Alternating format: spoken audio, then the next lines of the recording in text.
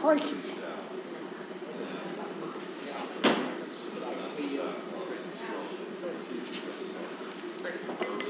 We're ready to go, Board President. We're live?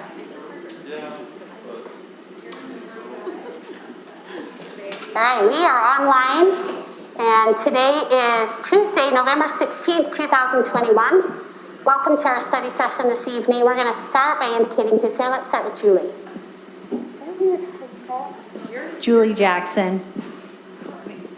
Connie Burgess. Nicole McDermott. Chris Wynn. Clark Nelson. Rich Knight.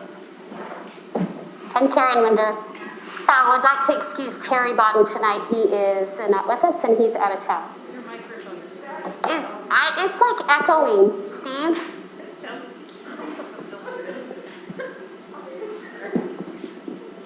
Is that better? Sorry, Rich, you have the bad microphone.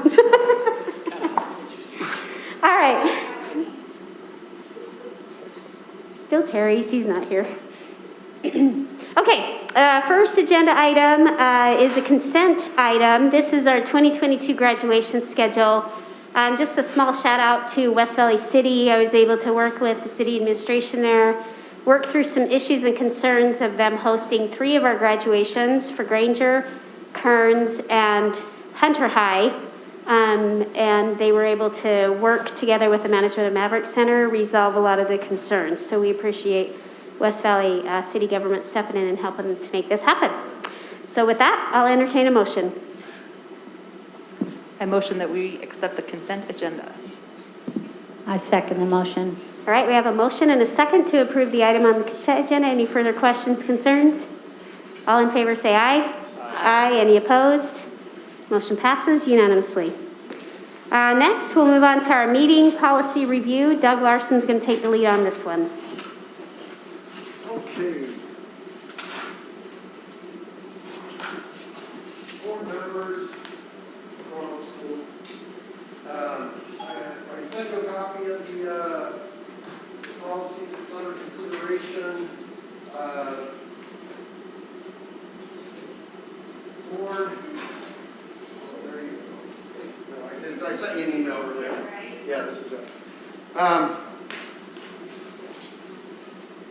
Board President Winder and Nicole McDermott asked that we bring it to study session to discuss some of the issues that are contained in this policy. I think mainly because there are potentially some philosophical issues that need to be addressed, and so I just like to essentially draw your attention to some of the changes that we have that we're proposing to Article 2D Board of Education meetings. This policy basically describes how we conduct our Board of Education meetings. And the changes that were proposed, the first one is number 3, it's C3 on page 2. Essentially, we've struggled in the past knowing whether or not the board is supposed to vote or not vote, or how you can kind of learn of each other's intentions without having an actual vote. So I placed in there just a nice little provision so that you can take a poll during a board meeting and not actually vote on an action item. It's on C3 on page 2. Okay, that is, I'm happy to answer any questions about that or discuss that further, but let me just get through the rest of it. So in paragraphs 5 and 6, those are actually a couple of paragraphs that I'm considering antiquated and perhaps pulling when we do a first reading of this policy. I need to work a little bit more with Dave Garrett on those 2 paragraphs. And then I'd like to draw your attention now to paragraph 7. That's the substance of what we need to discuss. And that is patron participation time in board meetings. Many of us have some fond memories of patron participation time in some of our past board meetings. And I'm here what we need to discuss is how we put in policy a clear and concise procedure for patron participation time so that there's no question what is and is not appropriate for our board meetings. With that, under 7A, first of all, under 7, it just says that as a board you value substantive feedback. Under 7A, 7A has essentially been our rule, the status quo. That we reserve time for comments on properly noticed action items on the agenda. Comments shall be heard as part of the board discussion related to the agenda item. Comments shall be heard by a maximum of 3 community members and shall not exceed 5 minutes each. It has been suggested that we also perhaps consider adding additional patron participation time if patrons would like to speak on on subjects that are not part of the agenda. And if we want to allow that, then subsection B there would be the operative provision. And it says, time shall be scheduled during board meeting for members of the Granite School District community to provide substantive feedback on items not listed on the agenda. Comments shall be heard by a maximum of 3 community members, and individual presentations shall be limited to 5 minutes. And then in the next section, we say that patron participation time is reserved for speakers who reside within district boundaries or have children that attend school in the district unless otherwise noted by the presiding board member. So the idea is that you have a continuum of patron participation in all the school districts. On one end, there are school districts that simply don't allow participation or citizen participation time in board meeting. It is not required that we allow participation in board meeting unless that board meeting is an actual hearing, a public hearing.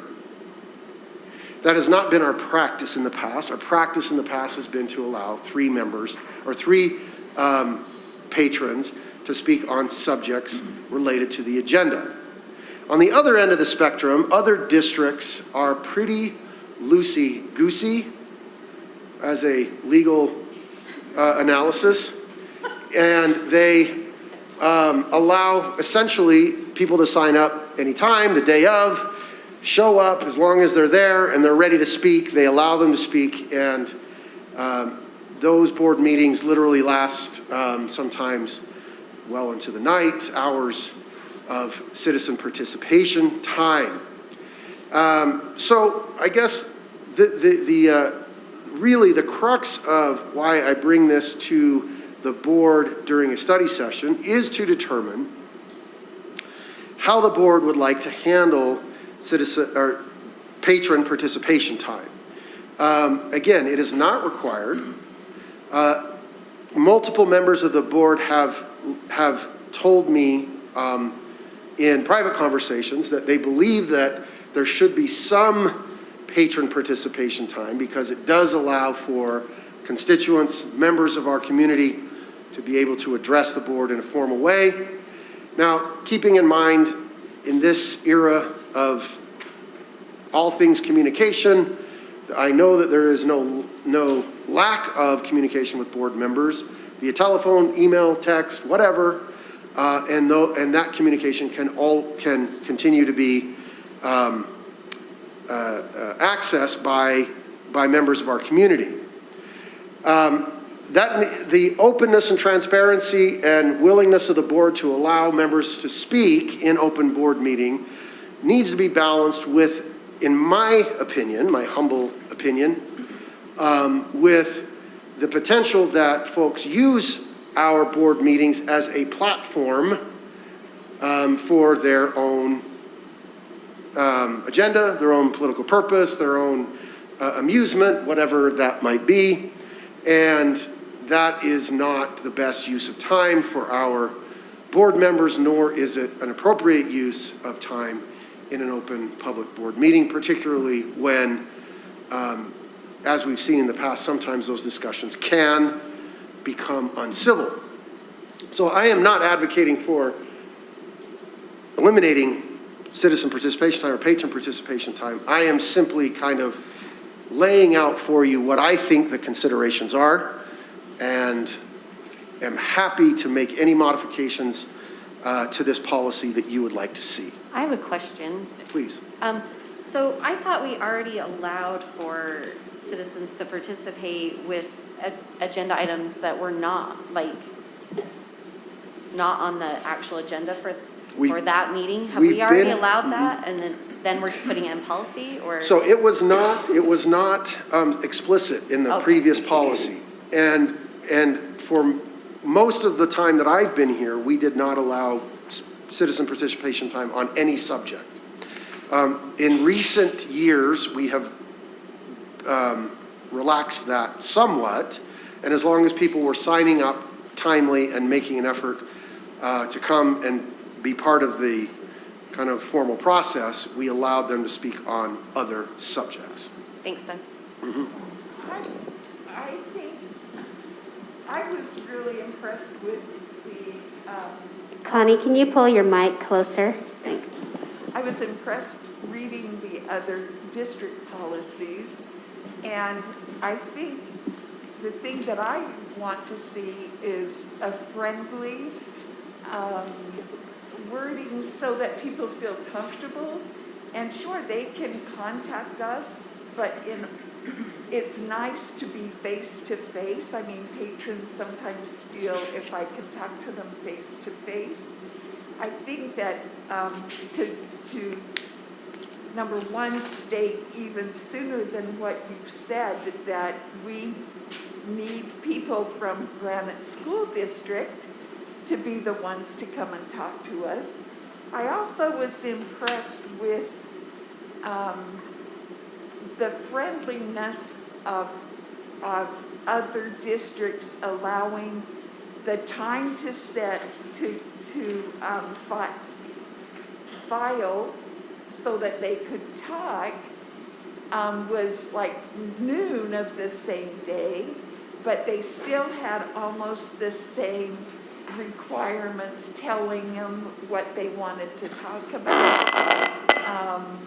And I think that's just kindness, just friendliness. And they also stated you have 3 minutes. If you come as a group, maybe you'll have 5 minutes, but only one speaker. And they also clarified very much that there was to be no disruption, and they have permission, or they have in their policy that we can adjourn anytime. We don't have to listen, we can just adjourn. So I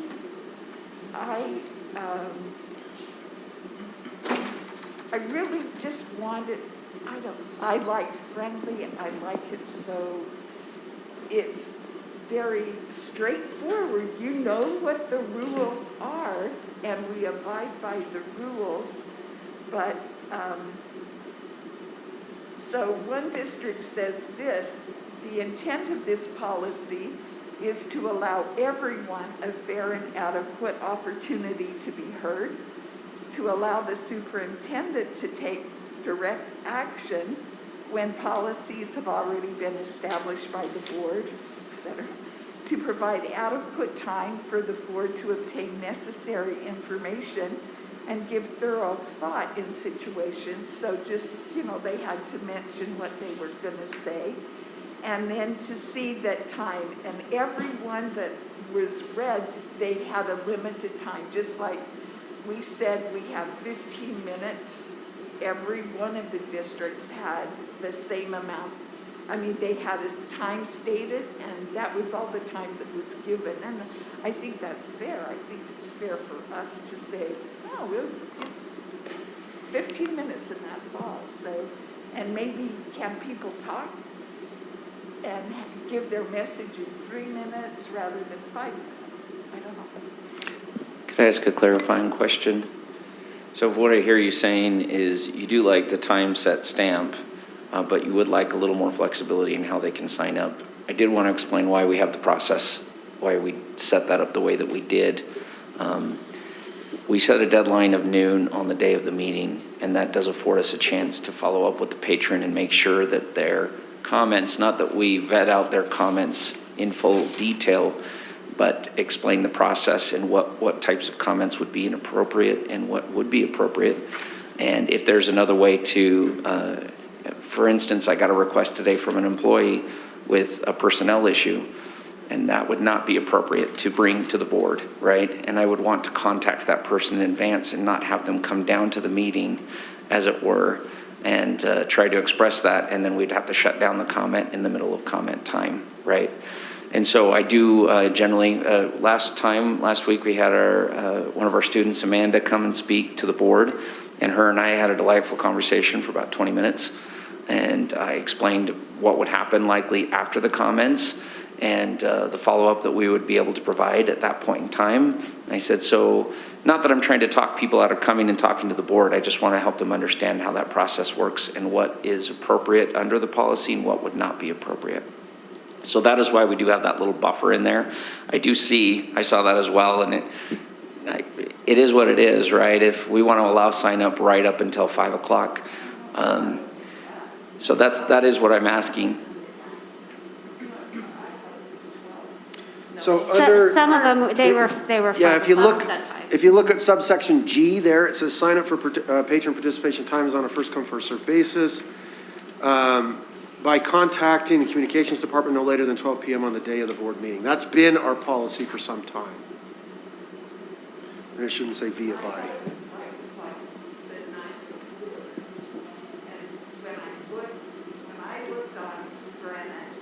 When I looked on Granite, just the public comment one, I thought it said that it was 5 o'clock the night before. So for instance, But it on... wasn't this policy that I saw. Yeah, so for instance, on Salt Lakes, it indicates that sign up may be in person or personally over the telephone until 5 p.m. on the day of the board meeting. So you're not wanting to go in that direction then. Very good. That says, yeah. Just wanted to clarify. So I have, I just want to throw this out there, board, because I'm not sure I'm a big fan of the 3 community members, 5 minutes each, and that's it, and then an additional 3. It just seems very finite in number. And so is there any interest in making this policy more flexible in that, let's say we'll devote 30 minutes to public comment, and then if we have a lot of people show up, then okay, if you have 10 people show up, give them their 3 minutes each. Is there a place for some flexibility so that when we do have a lot of interest in a topic, or maybe even if it's not on the agenda, but we have a lot of people, is there any interest in the board? I just think we are a board that's in our schools a lot, we're in our communities a lot, and I want to be known as a board that is actually okay hearing for a lot of public comment. If people make the effort. So I'm just asking that question. And a side note, I talked to Terry today, and he wanted to pass along that his comment was, if we have a line of people that want to talk to us, that let's let them talk. That was Terry's piece of feedback. He said if it goes 30, 40 minutes, that's okay. We'll just push our meeting back 30, 40 minutes. So that was his little, a couple tidbits of his feedback. He called me today and said, will you share this about the policy? So let's see, Nicole and then Connie. I don't know that I love just having it open. I like what Murray has in here that says Board meetings are conducted for the purpose of carrying on the business of the schools and therefore are not public meetings, but meetings held in public. Just because it clarifies that and says, that is not our purpose. You know, they have other means to contact us. Now, I am not opposed to what you're saying as far as, you know, let's, instead of specifying agenda, people speaking to something on the agenda versus somebody speaking to some, you know, I'm okay upping that time. I think it's appropriate. We do want to hear from our patrons still, but making it 30 minutes. And, you know, I don't know, does that, the hard part with letting anybody sign up, if we have 20 of them for 30 minutes, they get a minute and a half. So I feel like saying. Well, and that's where the flexibility comes in, that maybe you give them 2 minutes each and we go to 40 minutes. Because I just look back at the many, many years on the board, and there's probably been less than 10 where we've actually had more than 3 people show up. So, but on those times where people are passionate and they do want to show up, is there wisdom in just listening to them? Let them say their piece, and we can spend an extra 10 minutes. Because this has 15 minutes here for this group and 15. So I'm just saying, is there flexibility in saying we'll allow up to 30 minutes of public time? Now, if you guys still want to keep the noon, you know, the day of or whatever, I'm not opposed to that. I'm just throwing it out there to see what your guys' appetite is for some level of flexibility, that if we come into a board meeting and we do have 20 people, how do we want to handle that? That's my question. I would like the time. I do like the time. If a lot of people sign up, that's usually for and against, as I've noticed in the past. And if they can come as a group and get a spokesman, I think they can probably do it within. Very rarely, if ever, are we going to get 20 people that talk about different parts of this, you know, different subjects. So if they come as a group, give them a few extra minutes, but they still can probably do it within a half hour. I like a time. So I like the 30 minutes also. I think that gives them time. I think more people will sign up if they know they have time. I think sometimes that's a deterrent if they only have a few minutes and they're like, well, they're only going to listen to me for a couple minutes, or, you know. I also like how positive Murray's, I really like their, how it sounds. It's very positive. Like, we want to hear from you. This is how you do it. This is what you can do. You know, I thought it was super positive, and so I like that example of, that's the kind of board I think we are, that we want to hear from them. So I like the going to 30 minutes because it's not always going to go full 30 minutes. And are you okay going without the, like, 3 have to be addressing the agenda, 3 not, or? I'm okay. I think both, because sometimes it's not going to be on the agenda because we can't have everything on the agenda that's out, that they're concerned with. So I'm okay. Just leaving it as more of a general thing? Yeah. Clark? I'm inclined to support the flexibility. I like a cap of 30 minutes. I think that's reasonable and fair.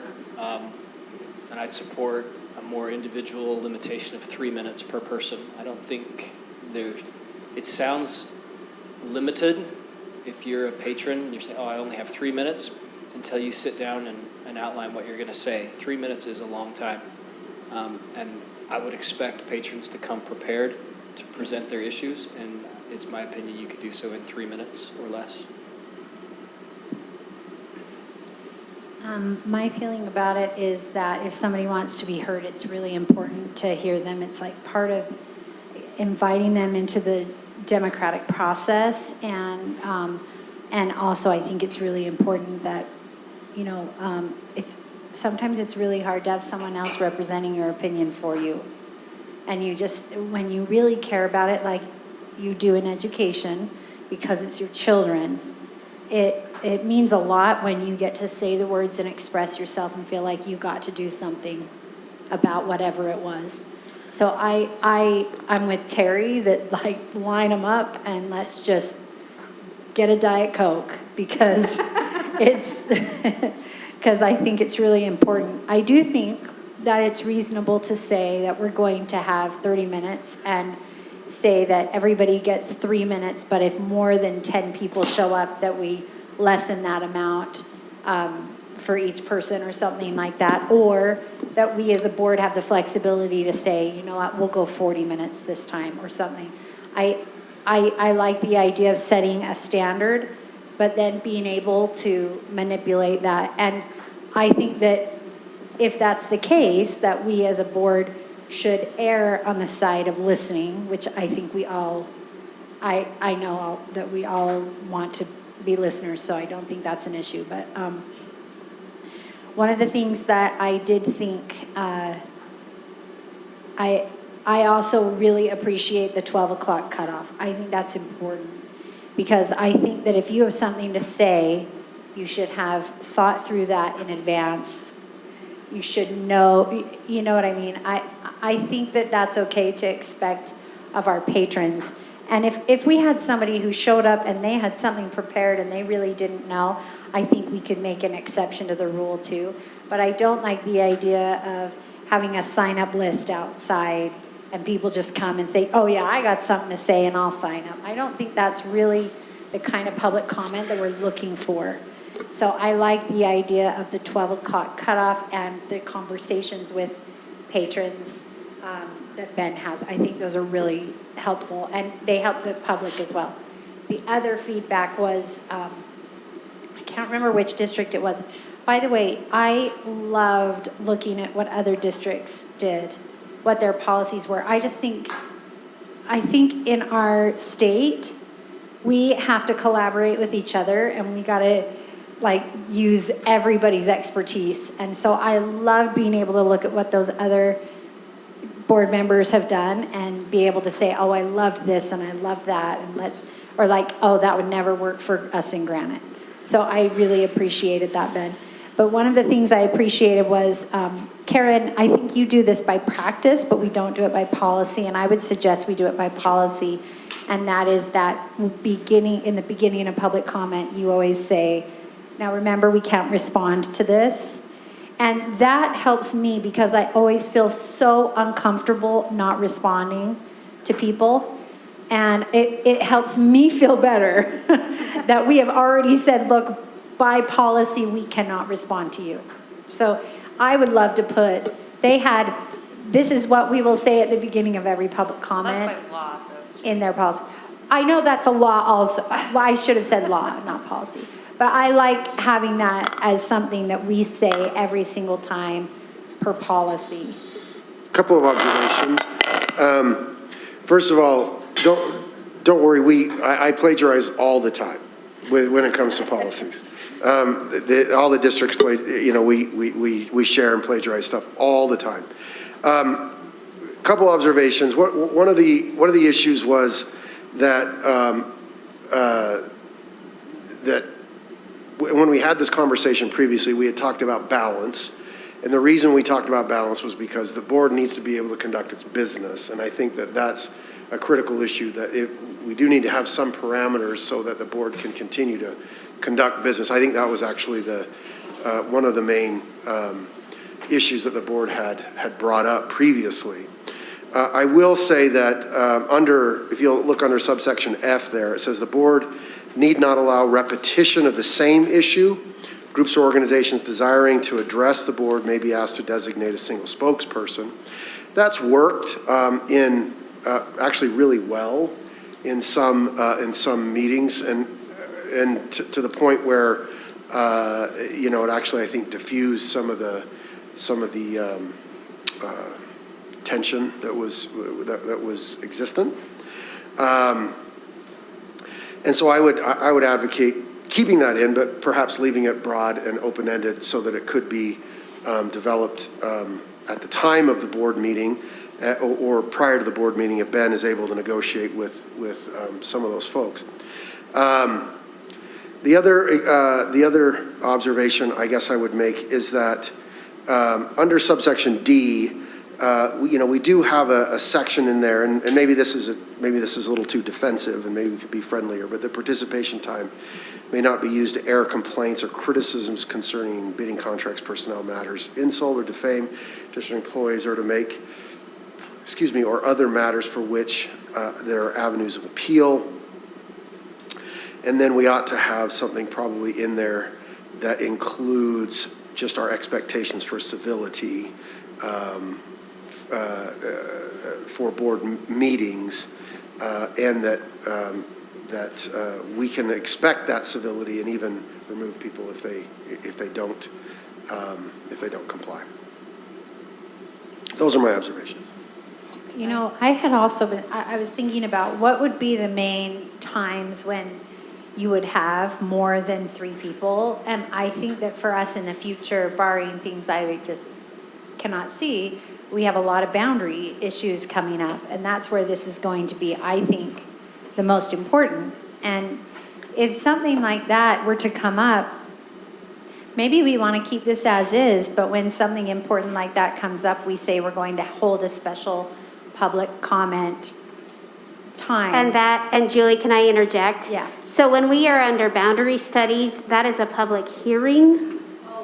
Not a, so that allows, because, and that's by statute too, Karen Maine's law that passed. So there's a very rigorous procedure, and public hearing is a big part of that. And so in 2019 is the last time we went through this boundary study. And what we did is, as each study came up, we asked who's speaking for which boundary, and then we just let as many people, because we cannot limit by law the amount of people speaking at a public hearing. So, but yes, my other concern with the group thing, sorry, Nicole, I will come to you. You're next. Julie, you said something earlier. Sometimes when you assign like a group spokesperson, that's okay, but if you're passionate about an issue, sometimes you do want to put it in your own words and be able to have your own time with the board. So I'm kind of wrestling with that. I understand, because it has worked. You know, we've had groups here and we've been able to pull them aside and say, hey, can you come with a spokesperson and we'll give you your 3 to 5 minutes or whatever. And that's been effective. But is it too limiting that we, you know, if there's, I know we don't, this policy says we don't need to allow repetition of the same issue. At the same time, the opposite side is if you have multiple people here speaking about the same issue that want to be heard in their own words, are we forcing them to get a spokesperson when perhaps they don't want to be represented by that spokesperson? So that's a concern I have with F. So I'm going to go off the rails, not really, but so Doug, in the subsection C, patron participation time is reserved for speakers who reside within the district boundaries. I'm just wondering, the other ones also included employees or current employees of the district, and I'm wondering why that is not included in ours. Is there a reason, or should that be included? That's a good question. I don't. Go ahead. So we just talked about what is the definition of teacher? Yeah, right. Although your mic might not work, sorry. There we go. No, we switched it out. Doug, do you want to speak to that at all in terms of how we're defining patron? And Yeah, we could, I mean, we could absolutely include employees as part of our definition of patrons. I mean, we've heard from them, so that's why I'm wondering why it's not included in there. And I don't think we've ever said no, other than, I mean, when it's not appropriate, right? Well, if they, yeah, and I guess we can circumscribe that by saying it can't be about personnel issues and that sort of thing. But if they have, you know, Like, there's some tension there, because then that does take away from you know, voting tax-paying constituents in the district boundaries. But I have no concern with it otherwise. I mean, I'd be happy to add that in. So Well, a lot of our employees are patrons. yeah, a also, lot of like them they live in the district. a lot of them do, and Yeah. and I think that actually, if I remember, when we've had groups, they've always looked for an employee that does live within the district to be the spokesperson, because for that very reason. Yeah. So I mean, the policies that we pass are certainly do affect our employees as well. yeah, and I'm channeling Martin a little bit here, but you know, I think that he had walk-in Wednesdays so that he could listen to you know, complaints or concerns that employees had, and whether you want to turn board meeting into a forum for complaining about something or other that is an employee matter, and that there are other avenues to be able to resolve those concerns, maybe board meeting isn't the best place for it. So again, I'm open to it, but I would only say that as a counterpoint just for consideration. So, because I'm just thinking, a few months ago, we had that teacher who was a special ed teacher that just came and just said, please remember while you're making these policies. Now, she did live in the boundaries, but, had she not, would we not have allowed her to speak? She didn't say anything, that was inappropriate, I didn't feel like. She just wanted to, please keep these kids in mind when you're doing this, and I thought that was appropriate. But would we have said, no, you don't live within the boundaries, you can't talk, even though she was speaking as a teacher? I guess. Yeah, I'm with you. I'm with you. So as a patron, not also, I would have thought that was the entire Granite School District community, including the employees. Patrons, we have them defined as those who live within the community or their kids go to school in the district. But not as. We define that here, and I just didn't read that. In subsection C. Yeah, I agree with you, Nicole. I think that this needs to include employees for sure. But with the caveat that you mentioned, that, it's not about personnel and we're not hearing anything that's not directly related to us. And I kind of wonder, just because.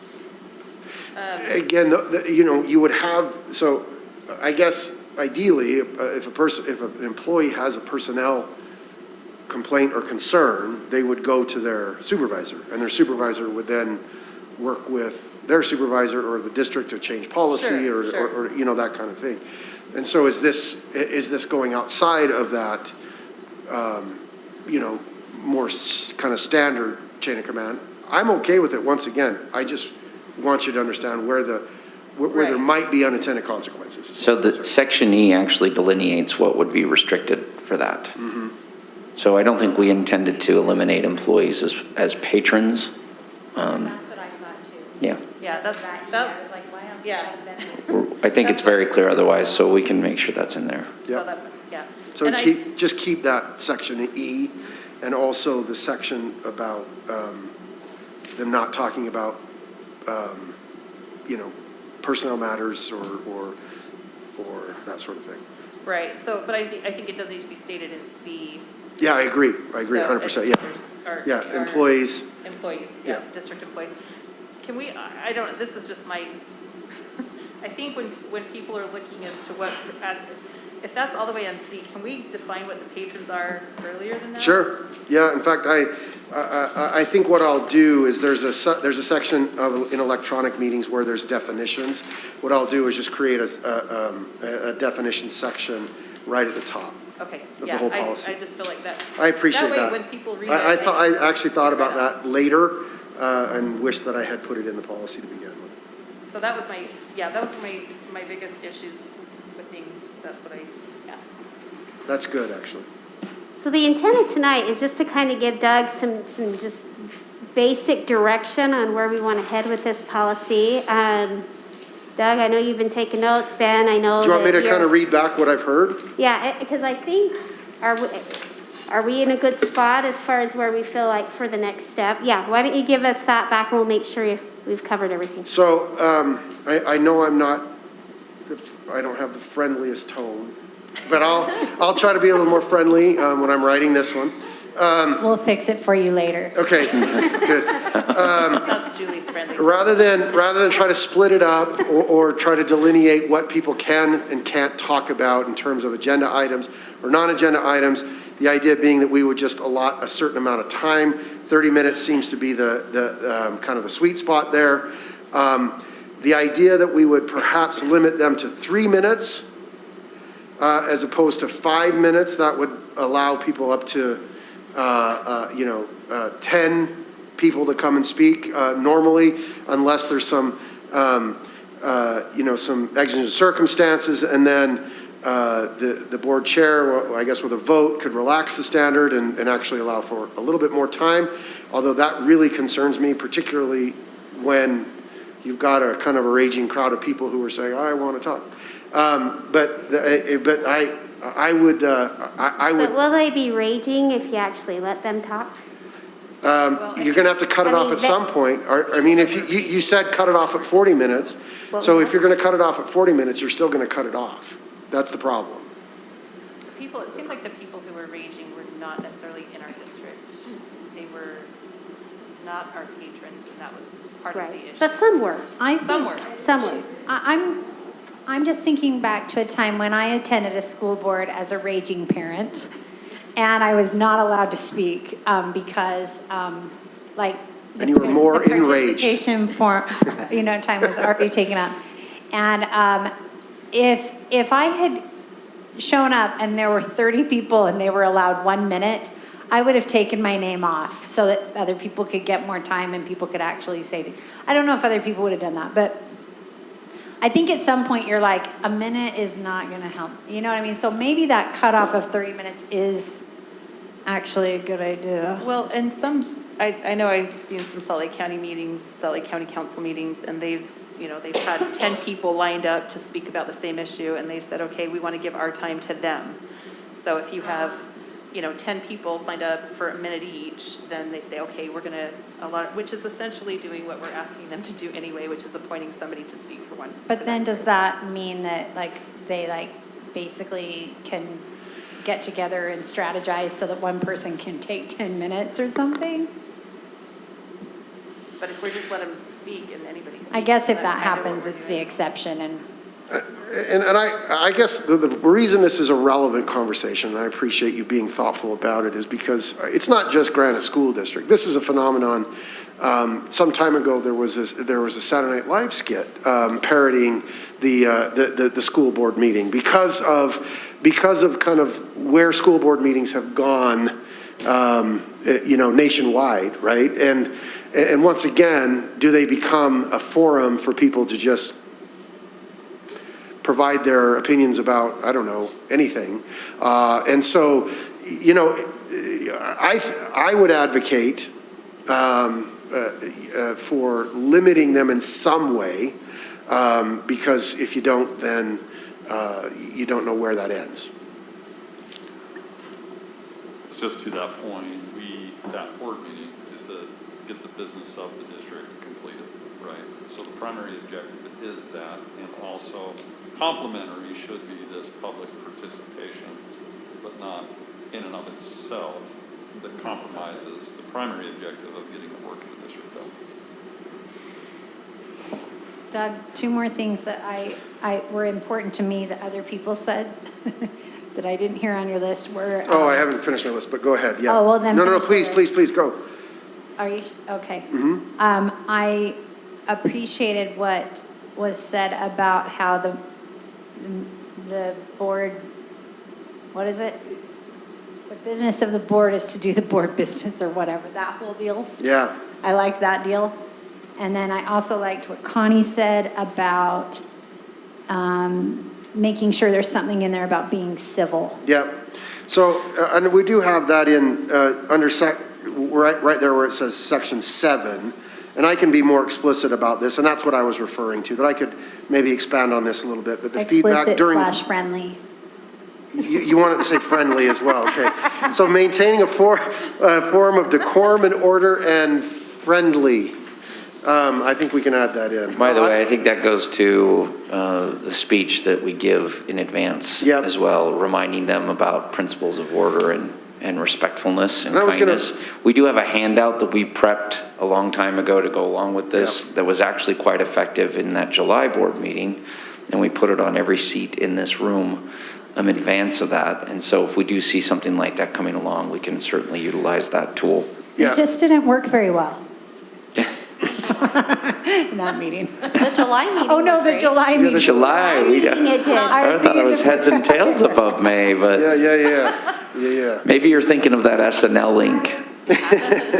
Okay. So anyway, the business of the board is to do the board business. Let's see. Also on my list was more about civility. Thank you. The personnel issue that Nicole brought up. If we need to add we need to add current employees to our list of, Maybe for also patrons, huh? Add students as well. Students, okay. Yeah, Because why, that's not of course. listed in there. And actually, it wasn't listed in Marie. I thought it was. Why wouldn't you? That makes I perfect mean, we sense. let them, so. Of course.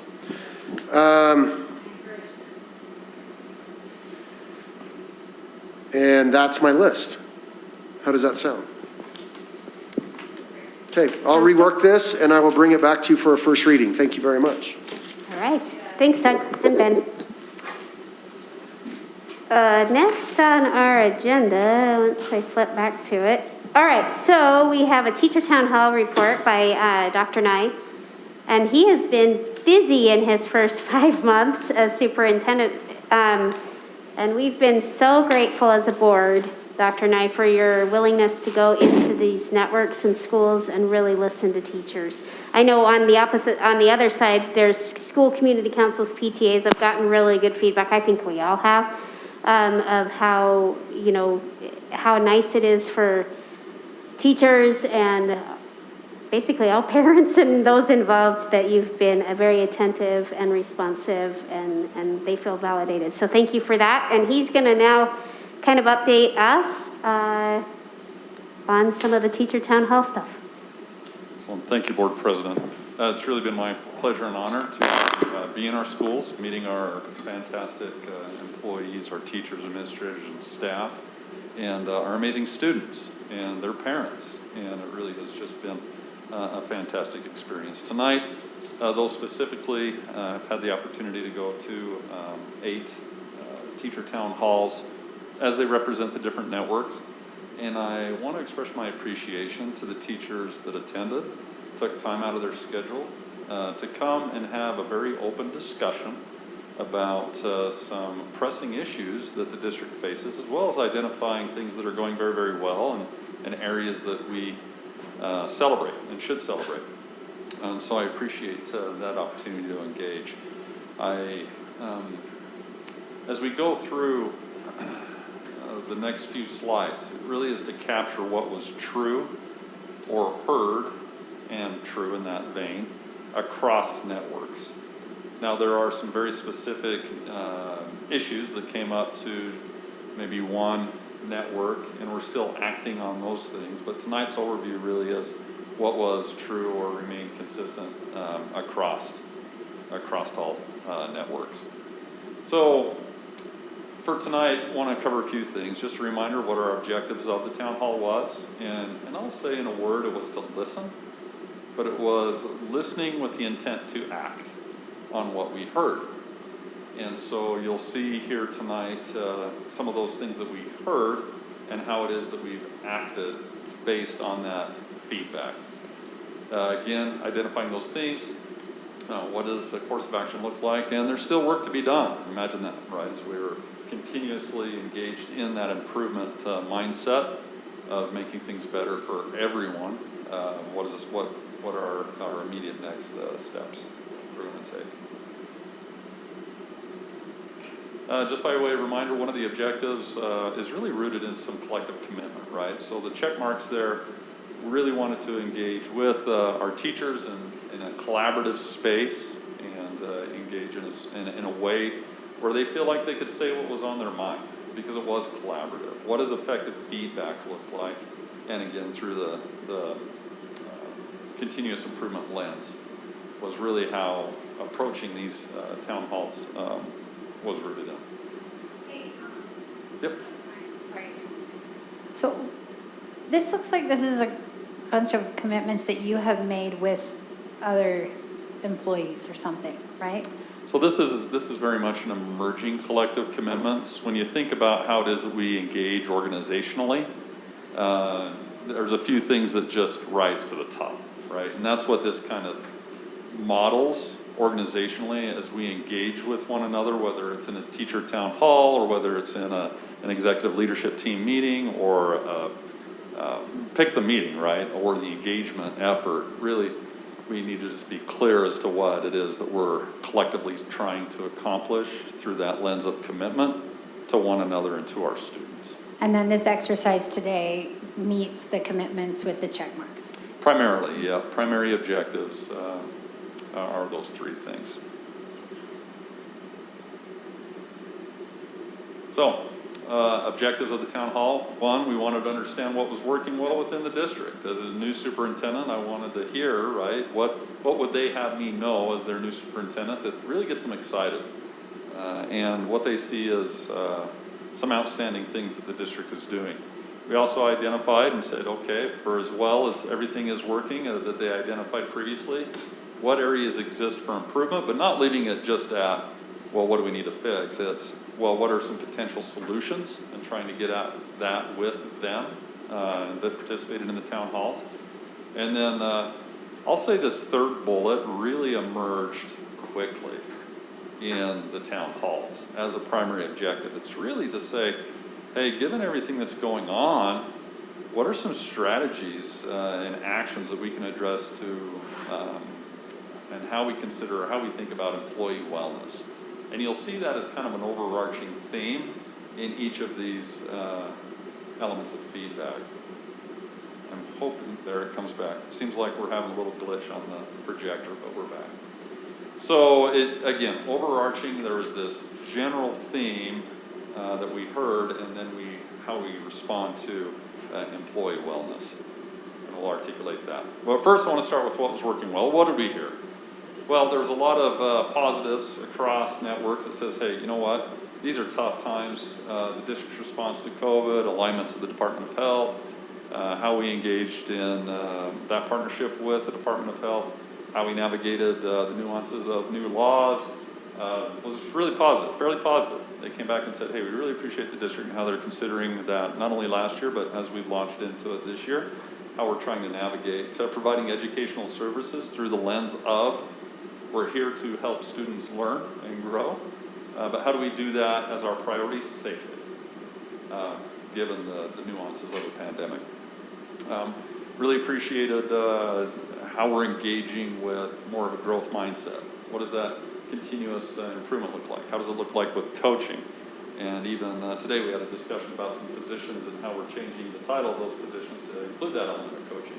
Not lost on our employees. Really appreciated this investment in tech, right? We're in the digital age. The 21st century is quickly and has become known as the digital age.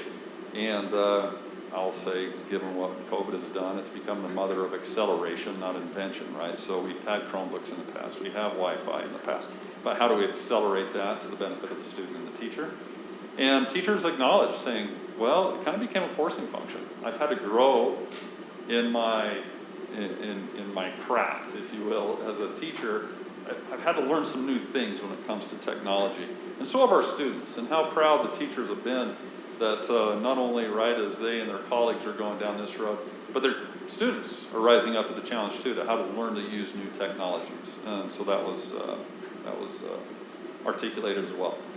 Looking at new teacher mentoring, induction supports, I was so glad to hear this, because one thing that's very difficult when you're coming into a new profession is trying to figure it all out.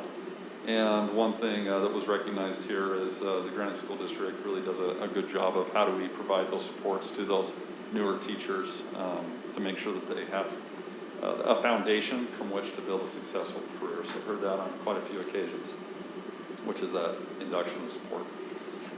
There was also improved community engagement. As different networks identified, hey, we like how we're engaging the community a little bit differently from the school level, from the district level, and how they're seeing an increase in that level of positive community engagement, right? That last one comes with a little asterisk, letters. That's that early literacy response as professional learning, K-3 primarily. The asterisks come with, while most educators, the vast majority of educators in that space, in that early learning space, really see it as a wonderful professional learning instrument that they wish they had much, much earlier in their careers. It also comes at a time where their plate runneth over. And so that's the asterisk. So when I'm talking with teachers, the vast majority says, absolutely, I love letters, but there's a lot going on in my life right now as it pertains to the demands personally and professionally. So it's a celebration, but it comes with a caveat that things are tough right now. Letters, just by way of reminder, that is the State Board of Education's response to, well, one, investing in teachers in their professional learning. It's not a one and done opportunity in terms of what professional growth looks like. And investment in teacher, and also at the same time addressing some of the learning impacts on students per what the last 18 months have meant. As you can imagine, you've got second graders that haven't experienced school outside COVID impacts primarily. Third graders who in that early learning space really have had a struggle. And of course, you know, we have fourth graders in that space. And those are developmental years when it comes to literacy. So it's nuanced, right? This whole letters.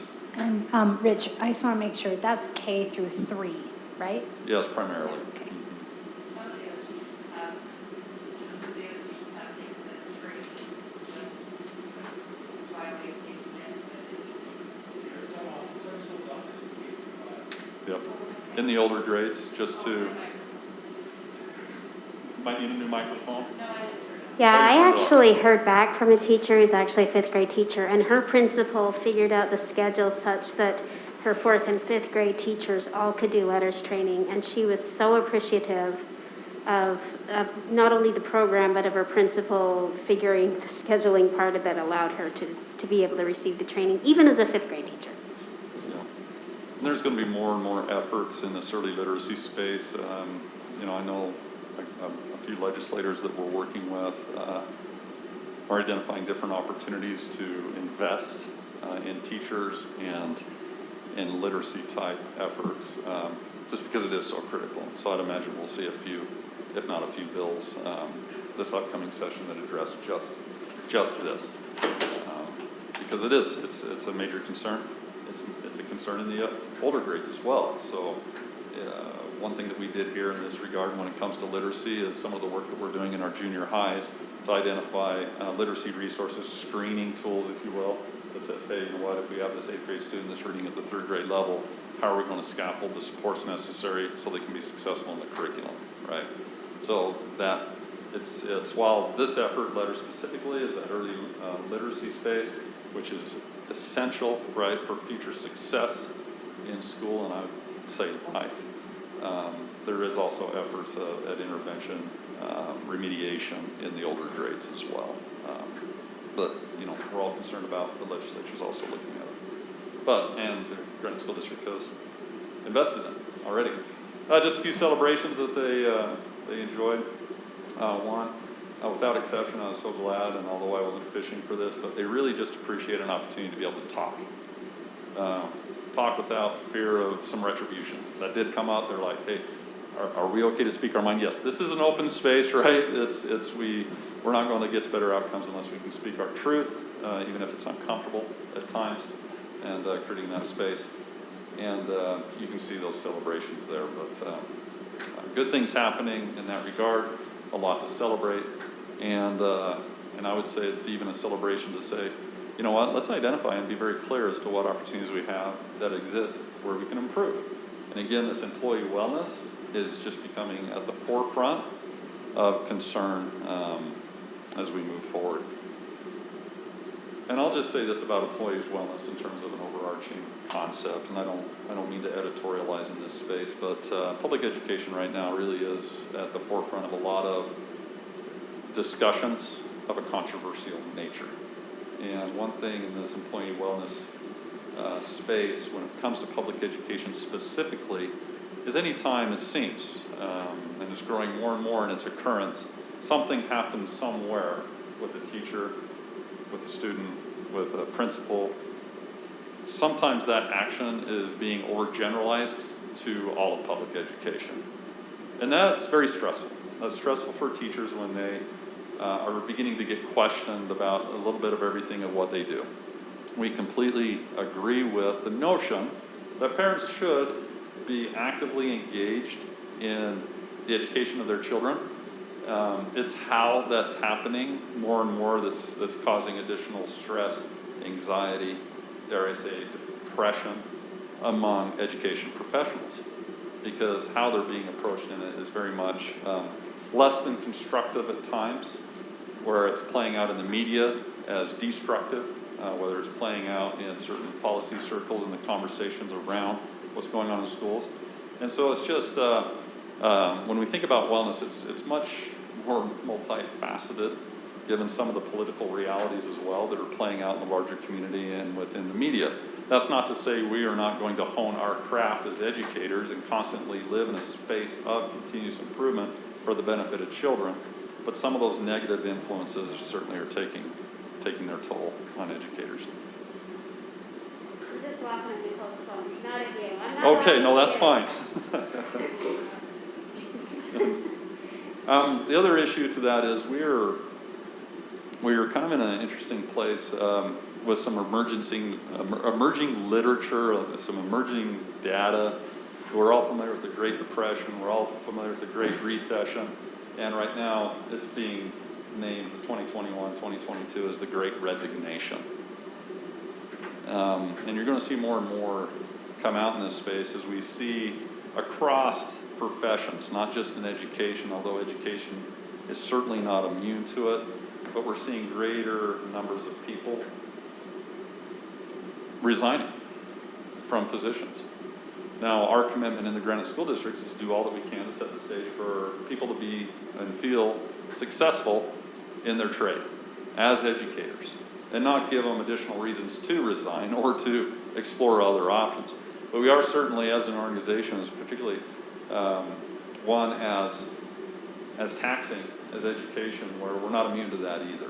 And so we are going to continue in those efforts, recognizing that times are challenging. One of the first and foremost pieces of feedback that we heard were concerns about staffing shortages, paraprofessionals, substitutes not being available, and across the board, across all networks, was this growing concern saying, hey, we have additional stress, we have more anxiety, we recognize that maybe some student services or programs might not be operating as well as they could because we lack personnel to do them. And so just a few things here by way of reminder and articulating what are those actions we've taken. And some of these are directly tied to the feedback we received from teachers. As we heard, you can't turn a deaf ear saying, well, you know what, we don't have substitutes. We have fail-to-fill rates. We're giving up prep times. We're at wit's end because we're covering, or you know what, we have this interventionist that's covering for this teacher, so now all of a sudden we have this interventionist. So we've moved down the road of substitute incentive compensation, and we're monitoring that data, right? So we're going to find out over the course of the next few weeks whether or not our incentives are increasing the number of substitutes that are filling positions, or do our fail-to-fill rates decrease? And if not, we're going to explore it again. So we really are moving to a space where we're trying to identify the obstacles, trying to remedy and find solutions. And if those solutions aren't working, we're going to explore more solutions in that regard. Paraprofessional incentives. We're starting paraprofessionals, if they have greater degrees of education in that regard, to higher pay and compensation on our salary schedules. We're paying more for our paraprofessionals. There's a little lag on the clicker. We're also just recently partnering with some local universities, and we're saying, hey, you know what, post our paraprofessional positions, and Ben can speak to this specifically, made a phone call, I believe, this afternoon to help firm some things up. But they're not only are they going to get paid as Granite School District employees, they're also going to receive some college credit for their efforts working in our schools. Ben, did you want to say anything else on that? No, you covered it. All right, go any deeper. Referral bonuses, those are available, and we're taking a look at those hard-to-fill positions. A $500 referral bonus, we have that. Again, all orchestrated at addressing and coming, hopefully, close to addressing our staffing considerations. We've just issued more district-specific teacher licenses. That is what is called an LEA-specific license, or a local education agency-specific license. The state board allows us to issue these as a district. We provide the mentoring and training in that regard to get more teachers and individuals that are interested in the education profession to be able to work here. That's a strategy we use. Teacher interns and open contracts. Again, we have those partnerships. We have teacher interns coming up through the teacher education programs, and we allow this space of open contracts to say, hey, if you've liked it here, we're going to, and we like, what it is that you're doing, we're going to create a space for you to work for the Granite School District. So we're trying to, again, it's all about adding FTE based on that. Working on the clicker. If I click twice, it's going to give me 3 things. There it goes. We've waived certain hiring requirements for certain positions. For an example, the high school diploma requirement, we've suspended that or that proof of that for some specific positions. They still have to go through the hiring process, right? And we do reference checks and they have to do a background check. But at the same time, we're saying, hey, you know what, if you don't have this, let's create an opportunity for you.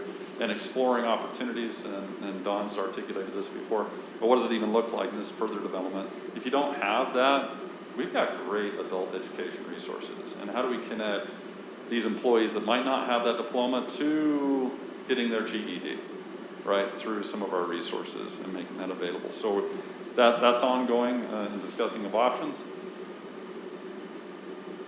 Our BHAs, our commitment is to create a BHA. So these last two, or these next two specifically, deal with, one thing we heard from our teachers are student behaviors are more challenging now than in many ways they've ever seen in their professions, right? And so how do we create resources and supports for the teacher to be able to continue to focus on learning while at the same time we're providing resources and supports to the students who might have some behavioral health challenges. And so this behavioral health aide, that's a commitment to have one in our schools. Every school should have a behavioral health aide. Again, this goes back to staffing though. How do we fill those positions and how are we being aggressive in filling those positions? We've reduced the ratio. Reduced usually is a bad thing, that's why I put increase. We've increased the number of counselors, social workers, psychologists per students. In other words, we reduced the number of students per resource or support as it pertains to our counselors, social workers, and psychologists. Again, it's a staffing consideration, it's up there, but it really is answering something else that we heard is these concerns about student behaviors. And this last one that deals with student behaviors as well is what is building up the systematic, institutionalized PBIS model in all of our schools. So when you think of PBIS, it really is what is our response to when, and how are we proactive in helping students be successful with behavior on our campuses. Yeah.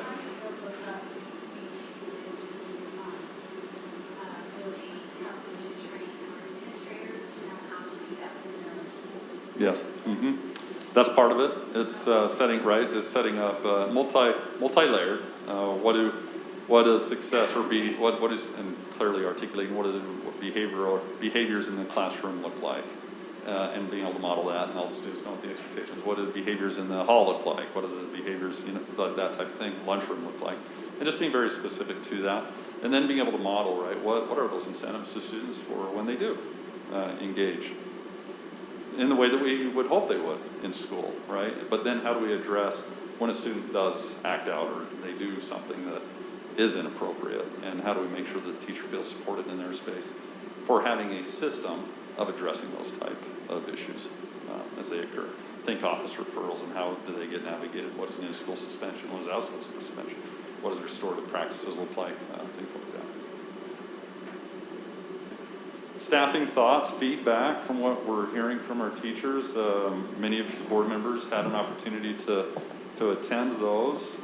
What else might we consider as we move forward in the actions we might take? I just have two quick things. Behavioral health aid, are they a paraprofessional? They're a 29-hour, is that correct? So they're not like on a teacher contract? They're highly trained paraprofessionals. Okay. So are they a step above, like as far as wage compensation, are they a step above paras? Or are they just on the paraprofessional? Yeah, they're on that salary schedule. They're on that, okay. All right. And then my other thing is, I know I'm a believer in PBIS. Have we looked into other things like Playworks and those that specifically teach behavior? I know when my kids were in elementary, they came to our school and office referrals just went all the way down. I mean, they're teaching kids how to play games and on the field, you know, and how to do Rochambeau if you're fighting over a book inside the classroom, you know, those kinds of things. So beyond PBIS, are we looking at other programs like that? I mean, I know there are other programs. I'm not here lobbying for Playworks, but that's just the one I'm familiar with. Are there other programs like that that we're looking into it, or is all of our attention just going toward PBIS? Right, so in that PBIS space, there's opportunity, right, to include other things. I know some of our schools do run Playworks. Anything else you want to, I mean, in terms of what schools have been doing and or how the district has been supporting those student behavior?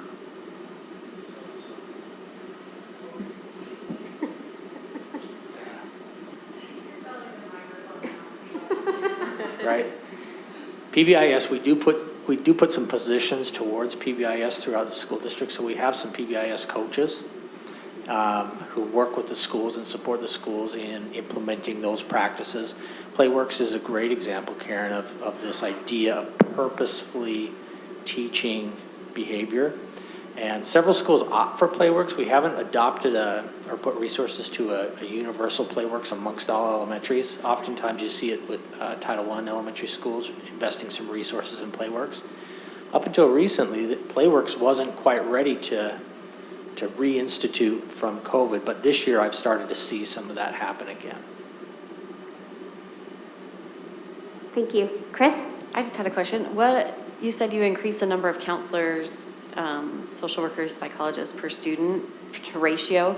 What did that level, I guess, of hiring have you hired that to fill that ratio already, or is it in the process, or where are you at? A little bit of both, right? So we Okay. still have some positions open, being that LCSW, the licensed social worker, but yeah, it really is just identifying the need, making a commitment to reducing the ratio, and hiring to meet that need. And so in some places, some schools, it has already increased. Now I will say, I mean, this comes with a caveat, as much as we built that up,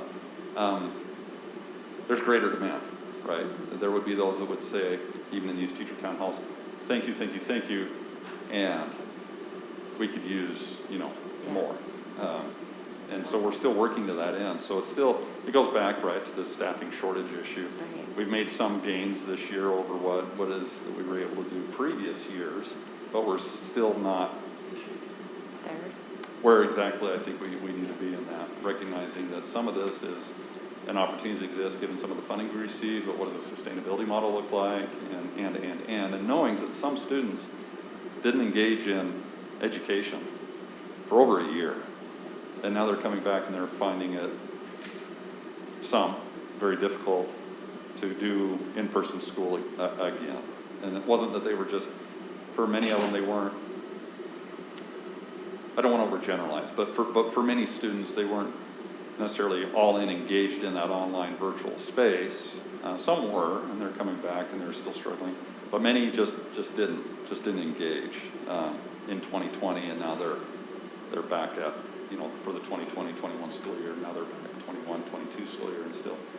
So we're seeing some issues, and a couple studies just recently released suggesting that students really are struggling with issues of anxiety and depression, and given everything that's going on in the world, and some of that's playing out in how they behave in our schools. So one thing I've just heard in some of my schools is that when there's a social worker or psychologist that's not there full time, that's really hard because it's not like you can predict which days students are going to behave and not. And so I'm wondering if that ratio has helped so that every day there's maybe the school psychologist there, or at least assigned to the school that they're going to be at most of the week, or with the majority of their students, because that relationship I think is important too, that if we can get that ratio right where there's not a lack of certain days, because you just can't predict which days you're going to need someone more than the other days. So I'm just hoping that ratio gets closer to Closer and closer. Yeah. And those Thanks. are some actions that still need to be taken in an ongoing effort. I just have a question as far as how much of this do we just have because we haven't been able to hire people? Are we paying for this through our ESSER funds? And what, as a follow-up to that, what's going to happen when those ESSER funds leave? Are we looking at a serious shortfall? Are we going to be able to sustain this? I love it. I want to be able to sustain this, but where are we going to get those funds after the ESSER funds run out? Is the legislature looking at this? Are they considering it at all? because, I mean, here's the thing, I know we've got it for the next 2 years, but that's not gonna fix some of the problems that we have. And we can't, I mean, if we don't have the personnel, that's really where we need to be putting this money in order to help those people, but we don't have, or help the kids, but we don't have the people, and then we run out of funding in 2 years. We can't hire these people and keep them. So what is the plan for that? So it's a little bit of all the above, right? So we are engaging with legislators, and what we'd like to be able to do is to say, hey, look, given these very strategic investments, these are some of the outcomes, some of the services that have been provided at the student level, and this is a business case essentially as to why we need to continue in these services. And then, but I mean, that's engaging the legislature as a partner on funding opportunities. So that is one avenue, but that's not guaranteed, right? So as we're building this up, is what does it look like over that course of time, reevaluating and doing a needs assessment to say what has been working, what might not have been working as well, and how do we reallocate resources and invest in those things that through the process of the cost-benefit analysis, we're seeing what it is that we need. Not an easy answer, though. Well, I'll say this, definitely easier said than done, right, as we identify those opportunities. But it is at the forefront of our minds as we're looking at trying to build a program with one-time funds that ESSER reflects, but being also strategic in the saying, what does a sustainability model look like?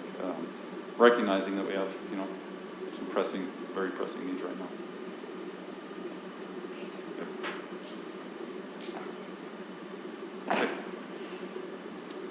Time limitations, one thing that we heard is, there's just not enough hours in the day, right? There's just not enough hours in the day to get everything done that we need to get done. And this is born of a couple things. I would say at the elementary level, that this is pre-pandemic as well, right? When you think about planning time and grading and all that stuff, elementary really struggles in that space. And we've been engaging with GDA and trying to brainstorm some solutions in that. But what we heard across is there's just, maybe there's just not enough hours in the day to get some things done that they need to get done. And so part of that, in that consideration space, a lot of the time limitations, again, is born of the fact that teachers are doing a little bit more. And I'm going to click on it again. There it goes. And you get two.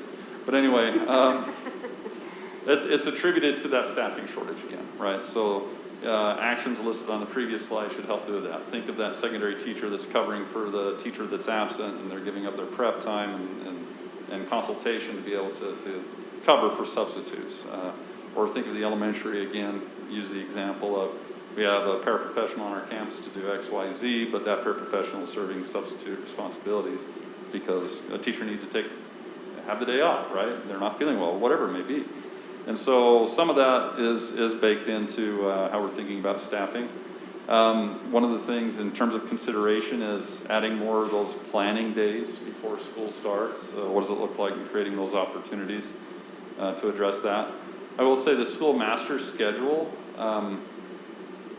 different schools do this a little bit differently, but it is affected by the staffing shortage once again, meaning you take a look at it, I'll use an elementary example where this plays out a little bit more, where you have this master schedule where there's these rotations of students that allow for more teacher planning time.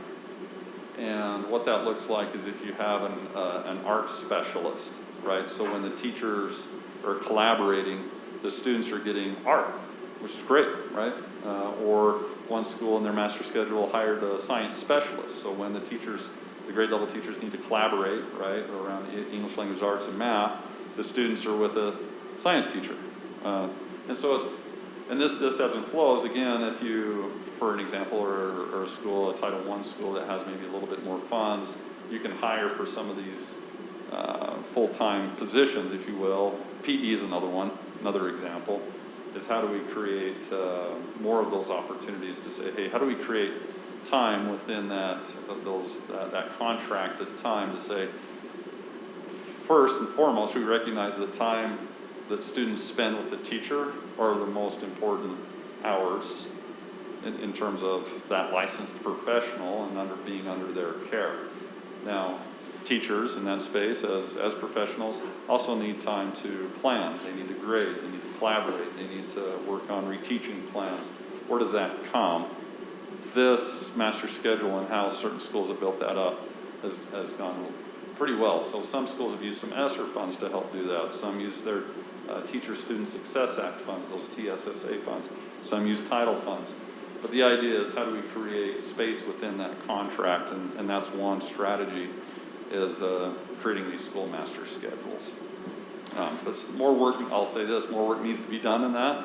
And again, is on some degree compromised given some of the staffing challenges that we have. But again, we're working very proactively and based on a need, feels very reactive in many ways. How do we get more people working for the Granite School District to create these opportunities? Again, I just pointed that out. It's high school planning time because of substitute shortages. And I'll say this is a work in progress, right? We don't have it all ironed out. So what does it look like to create, brainstorm, identify more solutions to address time constraints? Now, if you think about this space, and again, this is just brainstorming, right? So in terms of this, I'm not making announcements, but what does it look like to extend that contract time, but compensate for it, right? And create an extended, and by extended, a half hour to that contract time on a time-limited basis that says, okay, you know what, this is protected time for the teacher, and they're going to get compensated for it. I will say, hearing from several teachers, again, I don't want to overgeneralize, but it came up on multiple occasions, is the money's nice, but it doesn't make up for the fact that there's only so many hours in the day, right? So it's going to take a multi-layered strategy of how do we find the balance between, again, back to our original commitment, having students with the teacher is the most impactful for the student, and at the same time creating space for the teacher, maybe away from the students, for the teacher to be able to get done what they need to get done when it comes to reteaching plans, identifying trends in data, working on intervention, grading, and all the above. So that is ongoing, and with the and I'd imagine we'll come up with some more solutions in the very, very near future as to what that might look like. Can I ask a quick question, just of clarity? So the added days before the beginning of the school, they're compensated. Are those entirely for the teachers without the umbrella of professional development? Because when you add days, the next question is it time I really can use as a teacher to prep my individual classroom, get my lesson plans ready for the next however long? Or is it just another way for the district to give more professional development time and then all of a sudden, so do you know what I mean? So yeah. I think that was one thing we heard at all the teacher town halls is, hey, at the beginning of the year, we need more time. I need more time as a teacher to get myself ready. And professional development, I don't know that they're necessarily just all against PD, but they desperately need that. So is that the second bullet point, is that giving them days of that individual prep time without PD encroaching, for lack of a better way to put it? So there was an increase in the time, but it was split 50-50, right? So there was an increase in more more planning time, personal planning time, and there was an overall increase, but there was also an increase in professional learning as well, which I believe came out of negotiations at some point. But it's something that, yes, moving forward, we look at saying, and the point's spot on, we heard, yes, we appreciated the fact that we got more time and we got a little more professional learning, and we still want more personal planning time, right, to start the school year.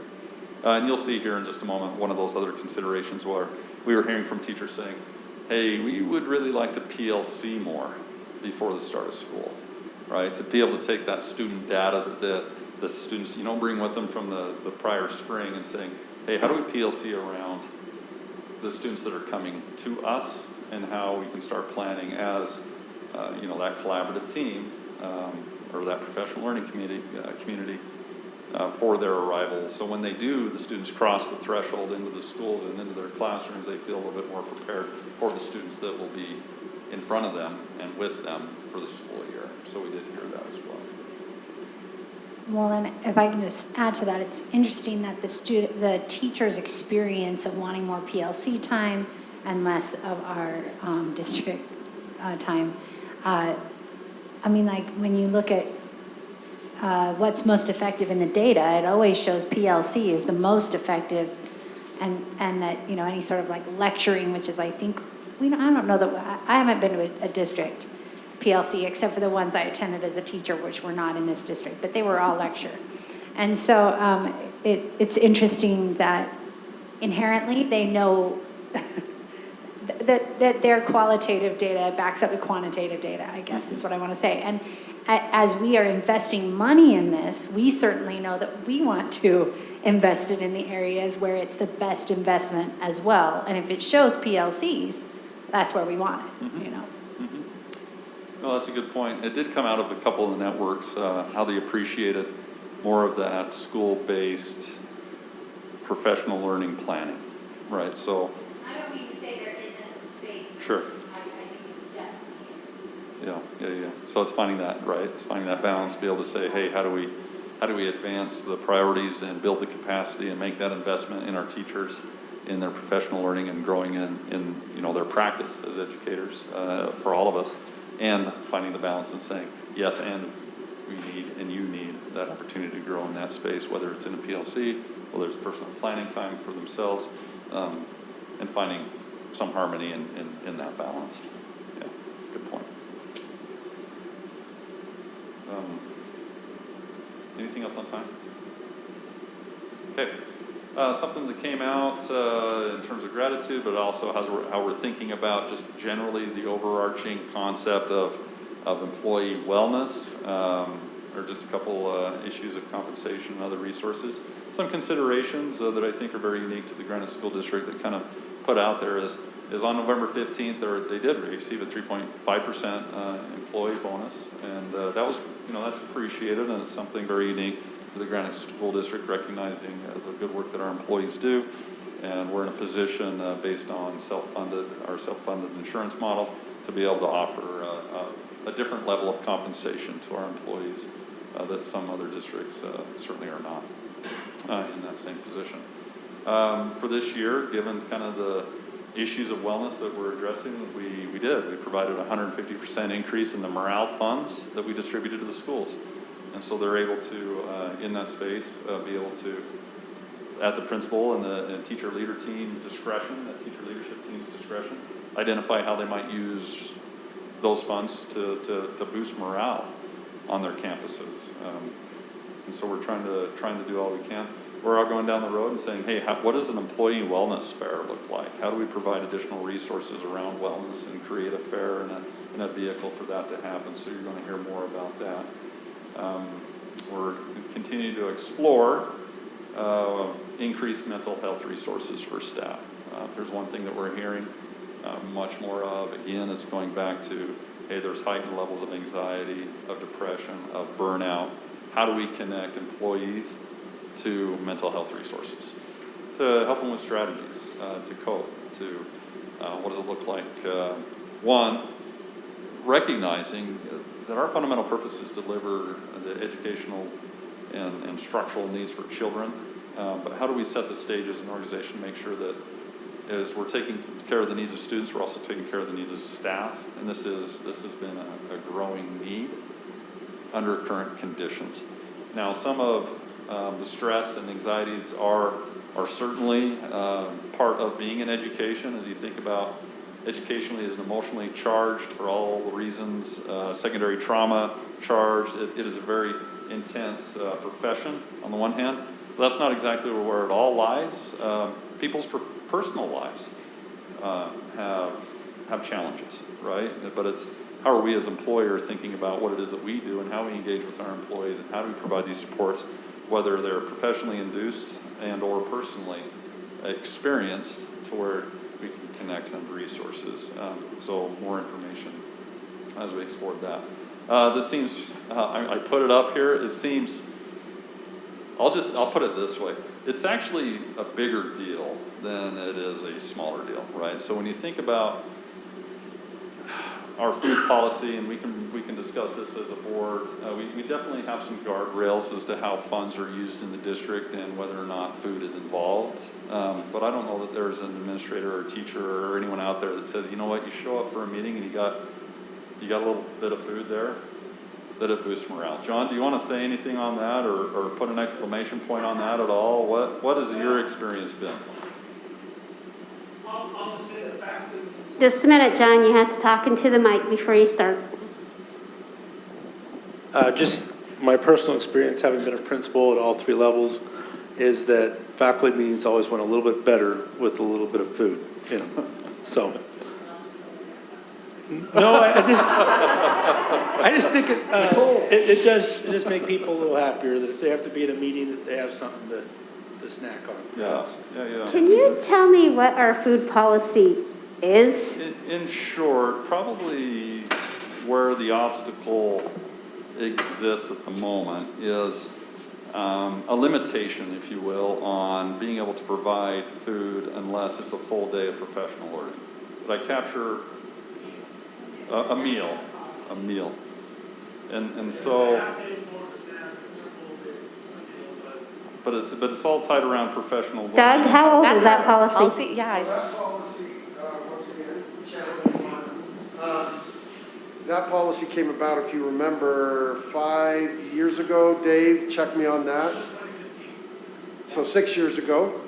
And the reason we put it in place was because that there was, we had an audit, and the accounting department determined that we were spending far too much on food for meetings. For every meeting, there seemed to be snacks and food and that kind of stuff.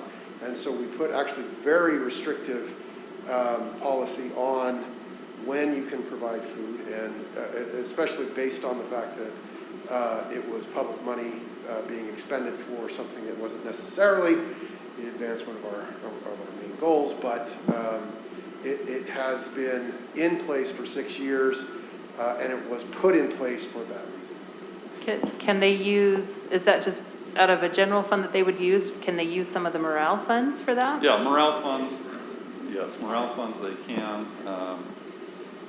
And so that's ongoing, right, in the discussion. And I'm not saying there isn't a reason why it wasn't put into place, nor do we want to necessarily open the floodgates entirely, but what does a reasonable adjustment look like to say, hey, you know what, you want to provide some bagels at a faculty meeting?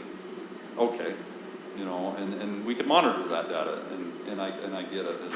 As the policy was put into place, there's some discussion as to what numbers were used to illustrate the issue about how much funds were being spent for food, but that's something we could monitor and make sure that we're not being excessive in providing opportunity for an administrator to make some of those decisions.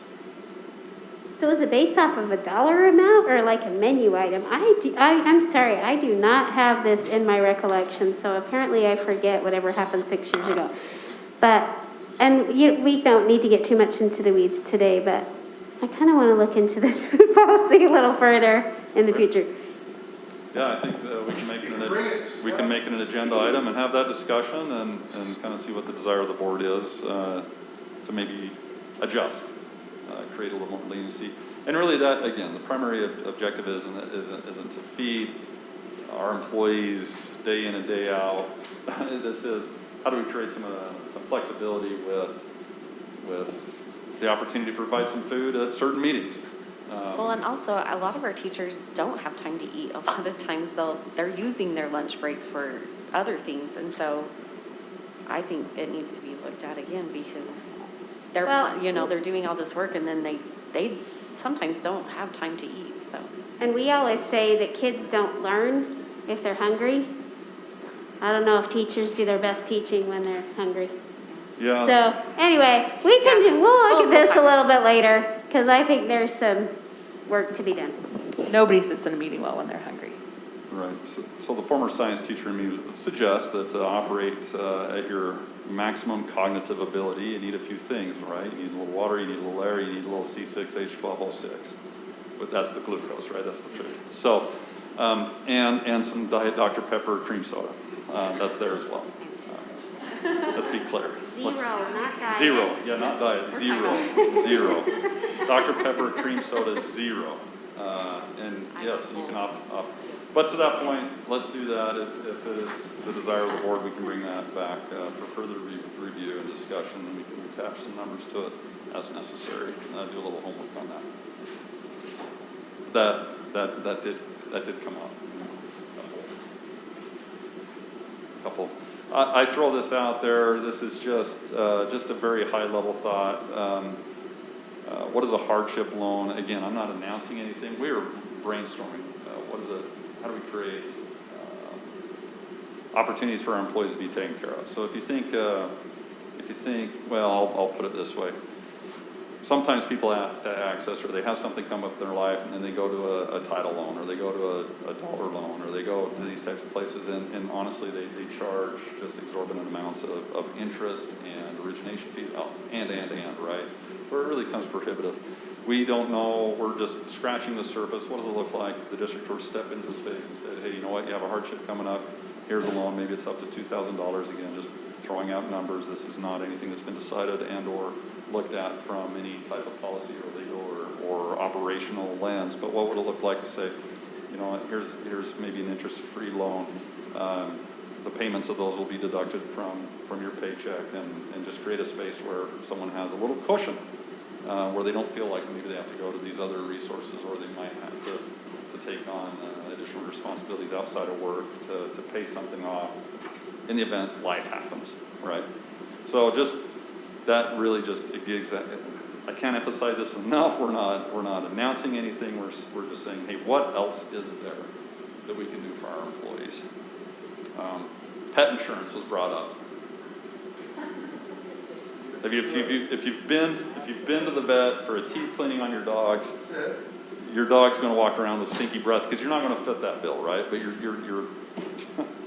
we're exploring lots of different things. I'll put it that way, and not to make light of that, but apparently that's growing in demand of organizations, is this concept of pet insurance. And I'll say this at the end, as we have heard from several of our teachers, we recognize that we haven't heard from all of them, right? Because they're busy, and for them to take time out to come to the teacher town hall is, one more thing that they've got to do that, takes away from other things that they need to do as well. So what we're looking at is what would administering an employee wellness survey to all of our employees look like. That gives us that actionable data and a greater understanding of the experience of being an educator in the Granite School District. Now, when I say educator, I get up a little bit on my soapbox. I believe anyone that works for the Granite School District is an educator, regardless of the title of your position or where you fall on a salary schedule. Anyone that works for the Granite School District is an educator, because education is our business. So this would go out to all employees. It would ask several questions around 5 domains, and we can get into specifics of that at another time as we do this. The idea is we would, if we can get there from here, administer this, and there's a vendor that does this work, creates a dashboard for us, packages, and so we would bring something of a contract to the board.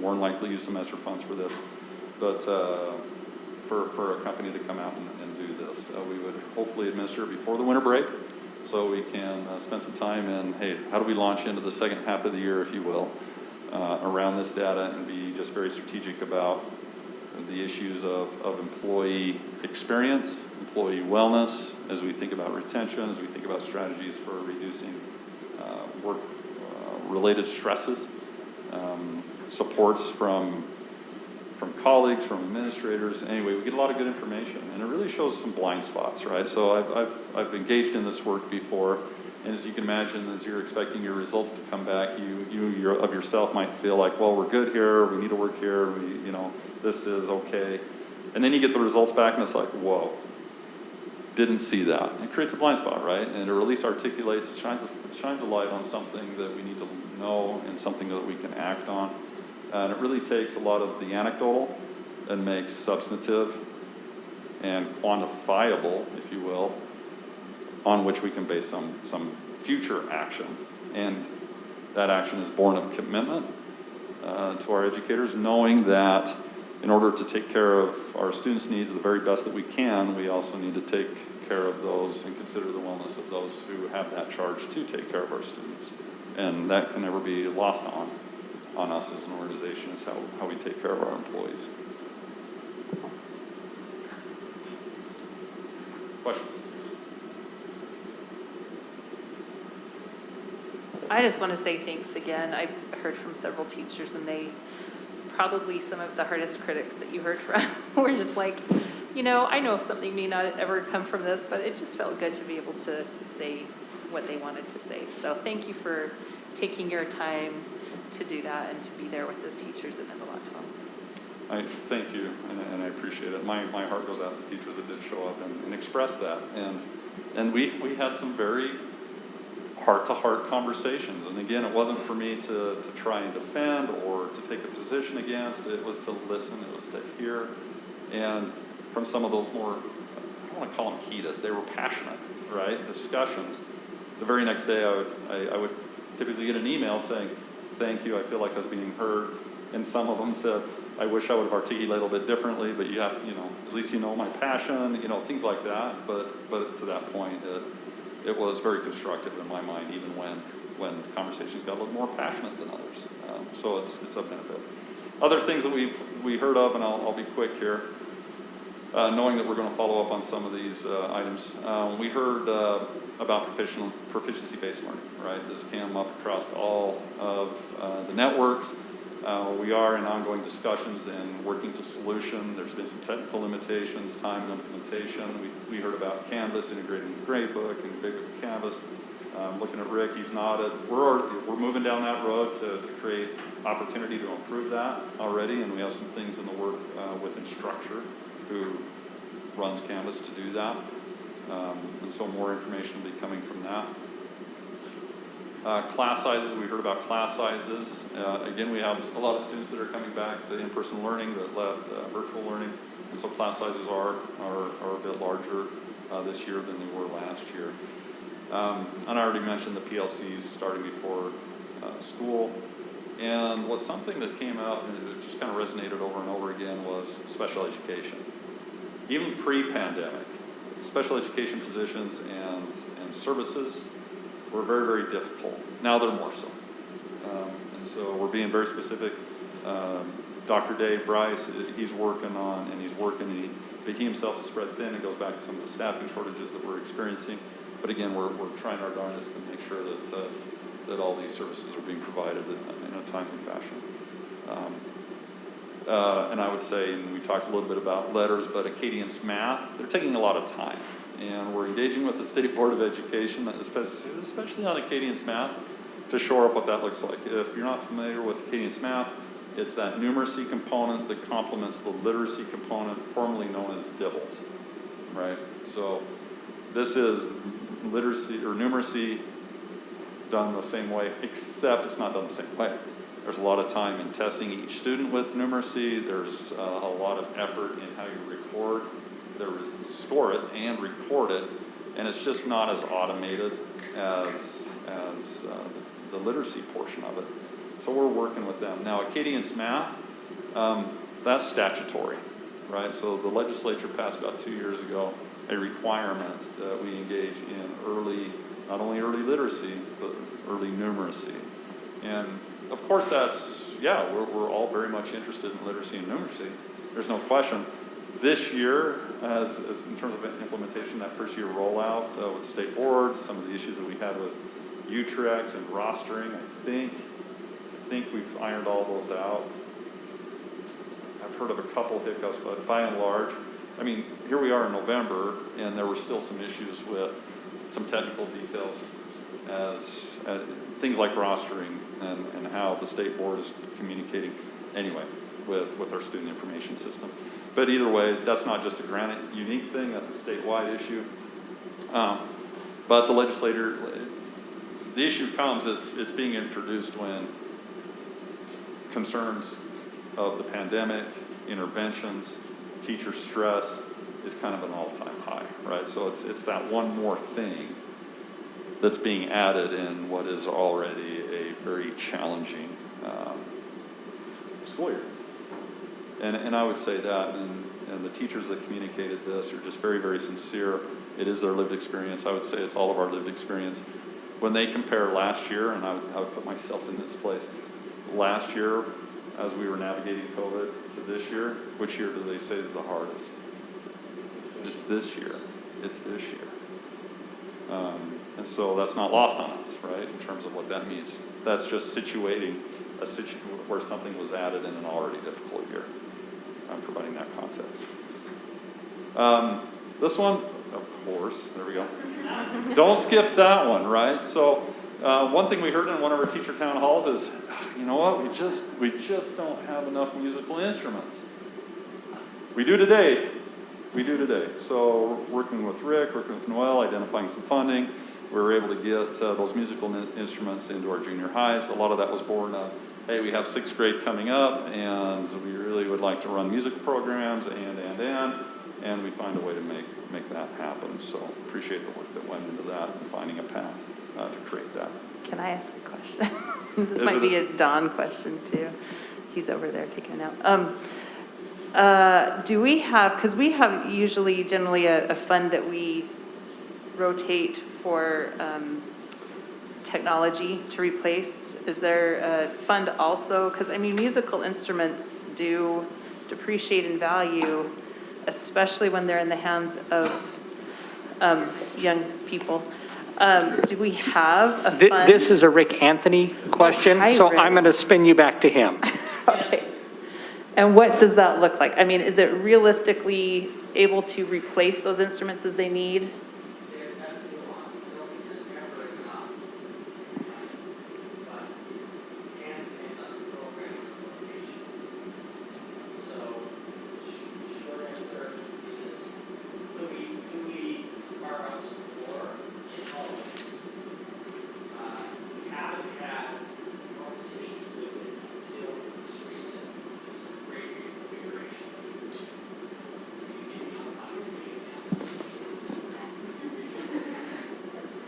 So the short answer is there's never enough. We could always use more, but putting it in context, we haven't had a lot of challenges around being able to do that. It was, this specific issue is around grade reconfiguration and bringing 6th grade up and some changes in our programming that really highlighted, oh, we need an infusion of new instruments, and then with superintendent's help made that happen.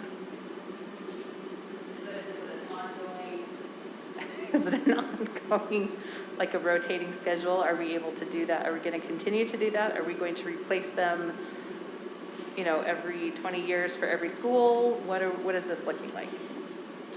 So it's not that sophisticated, and we should get there, but what we have is we have set aside amount of funding, and then our specialist works with each of the instrumental teachers at their school and takes a look at what they need, and we allocate out based on need from that funding.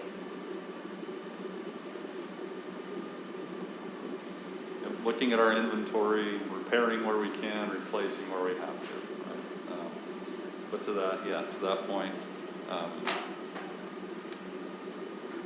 well, it's an investment. It needs to be an ongoing investment as we think about what that education experience is and creating opportunities for students to be able to engage in the arts, fine arts, and with music. Right, a lot of research behind that.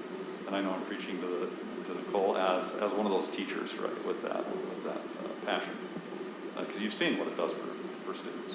It's good. Thank you. Any other things for Rich? I Chris? just want to say thank you for surveying the teachers that couldn't attend. I like that idea of the whole survey going out to all our teachers, because I know there was teachers that couldn't go that night to when their town hall was, but I've heard such positive feedback from so many that just said, I'm just so glad he held something for us to come in, even if they couldn't participate. So I really was excited about that survey that's going to go out to all of the employees. Thank you. Thank you. I also think it goes without saying, but having had conversations with many board members, I know we all also have that same equal concern about that employee wellness.